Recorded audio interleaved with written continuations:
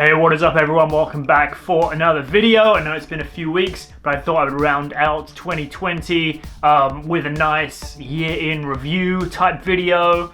If you are expecting some kind of like highlight reel, high production value, explosion, drone shots, this isn't that video. I'm sorry to tell you.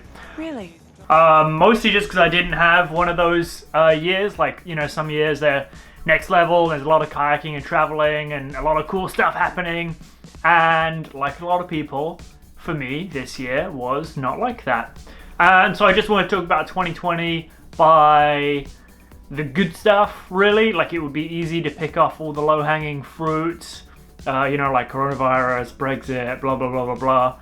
But there's still some good upsides to 2020, and I know I'm in a very lucky position where I can say that I can still see upsides to 2020. I know a lot of people are worse off than me, and I do appreciate that I'm very lucky, and I just want to put that out there before I continue, that I am aware of that. Anyway, so some good things about 2020, or some silver linings that I've been able to take away from this year. Now, some obvious downsides would be things like didn't make a YouTube video every single week this year. The silver lining is I more often than not managed to do more work in my real job, which is good because it means I have a little bit more money in the bank for future kayaking trips, which is really going to be useful down the line. Also gained a lot of knowledge and experience in my real job world, which has been really good this year, and had more opportunities because of that like increased experience, and hopefully that's going to pay dividend down the line when I have a bit more free time, have a little bit more cash in the bank to go do the kayaking trips I want to do once that's a possibility again. So that's kind of a silver lining of that situation, even though on the face of it seems like not having a weekly video every week is obviously a downside. But some other silver linings, obviously out of work for a bunch of time for coronavirus at the start of the year.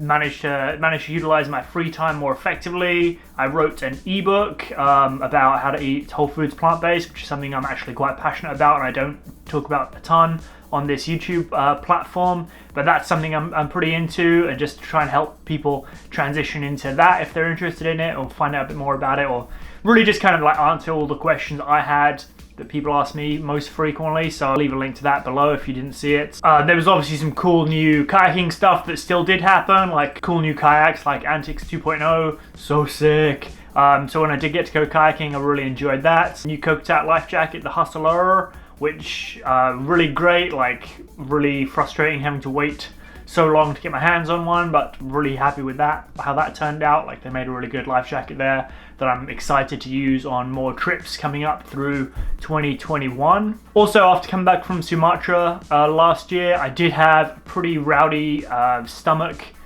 infection called Giardia, which is a parasite that lives in your stomach.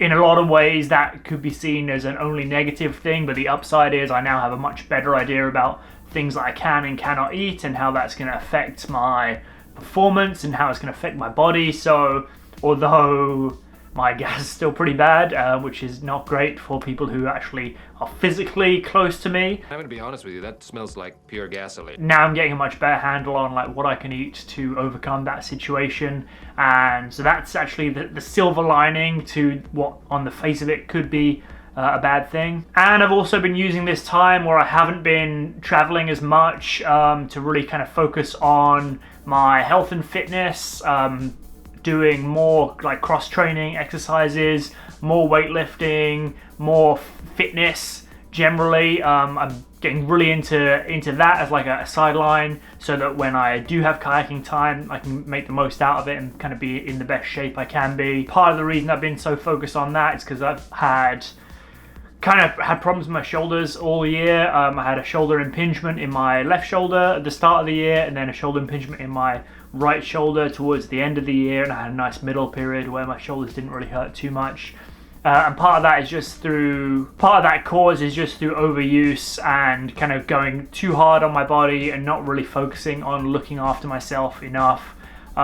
So just getting getting tuned in, like getting connected with a good physiotherapist, working on the specific shoulder stabilizer exercises that I needed to do after years and years and years of like kayaking really hard and just slowly that joint growing out of balance.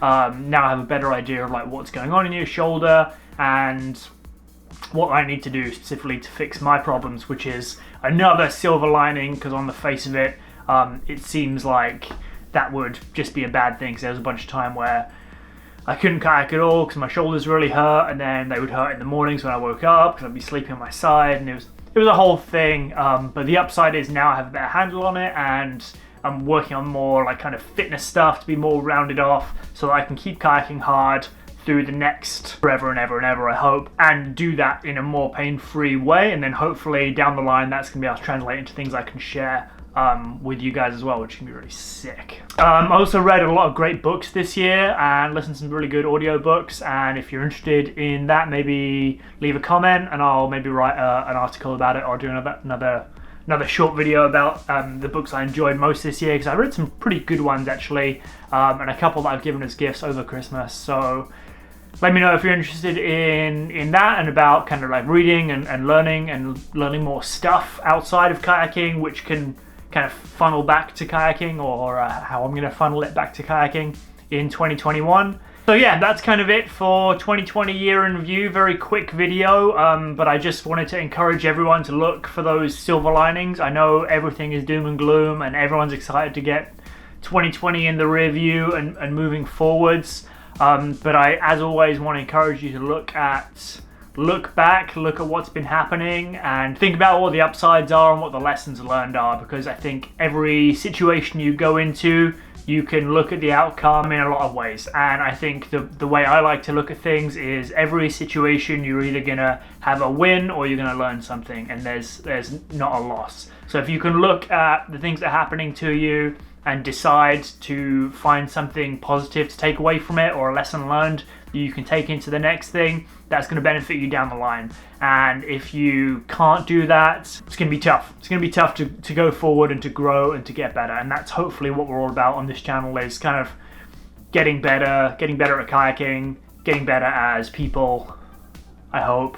I don't know, I hope I'm doing that. Going forward into 2021, I think we're still going to try and keep the pace as much as possible. I'm going to have to do a better job of planning out when videos are coming out and staying ahead of it, so that we can try and keep that one a week progression going, because as you know, if you're a regular follower, I had a few weeks towards the end of the year here where I just had to kind of make a tactical retreat and kind of rethink my strategy, because I had let my planning get out of alignment with my real job, and I couldn't get it back into balance again. So that's something I'm going to be working on a lot more in 2021. I've got a couple ideas for projects that I want to work on through January, February, probably some kind of like off-season training project. Since I'm going to be staying in Canada for the whole winter, I'm going to kind of try and share a bit of the things that I'm focused on to get ready for the upcoming kayaking season for us.